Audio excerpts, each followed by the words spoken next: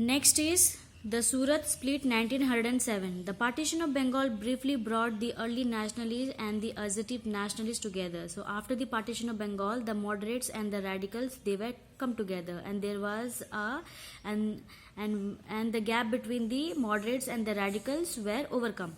The early nationalists supported the radical methods of political agitation, Swadeshi and boycott to protest against the partition of Bengal. So finally, the moderates and radicals, they started revolting against the British rule in order to protest against the partition of Bengal by using the radicals' method of Swadeshi and boycott. However, the unity between the two groups was short-lived.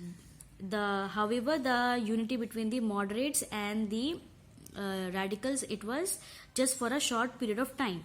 Cracked between the two wings of the Congress began to appear in the course of the movement against partition. So as there was a crack between the moderates and the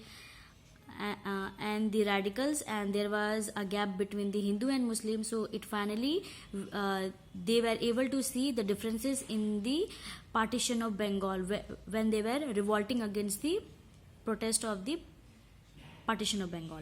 The early nationalists and their assertive counterparts failed to agree on various aspects of the Swadeshi and boycott movement. So the early nationalists and their assertive partners, they failed to agree on various matters related to Swadeshi and boycott movement. And in 1907, at Surat session of Congress, the early nationalist leader expelled the assertive national leader from the Congress. So finally, in the year 1907, especially at the Surat session, the Congress was divided into two equal halves.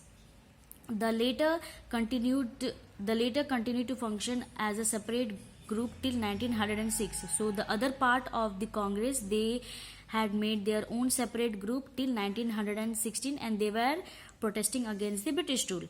In the meantime, the British crushed the Swadeshi movement. So at the meantime, the British government, they stopped the Swadeshi movement which were done by the Congress leader.